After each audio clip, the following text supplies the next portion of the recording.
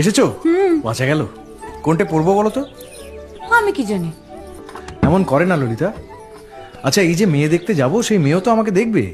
কোনটা পড়লে ভালো লাগবে বলো না। ও দেখার সময় আমার নেই। 5 টাকা নিলাম, খরচ আছে। আমি কি শুধিয়েছি কত নিলে? বলে দিলাম যদি হিসেব রাখো। টাকা তো দরকার হলেই নিয়ে যাই, শোধ হবে কি করে? শোধ তো হচ্ছে, বুঝবে। আর একটু বড় হও। এখন বলো কোনটা পড়বো। আমি বড় হয়ে গেছি। বড় যে হওনি তার প্রমাণ তো পাওয়াই গেল। এখন বলো, দিশি না বিলিতি? বুঝিয়ে বলো। আচ্ছা, আমি কি বউ দেখতে যাব না? কোনটা পড়বো বলো। আর বউয়ের যেটা পছন্দ পড়ো না। কোনটা পছন্দ হবে? আমি কি জানি।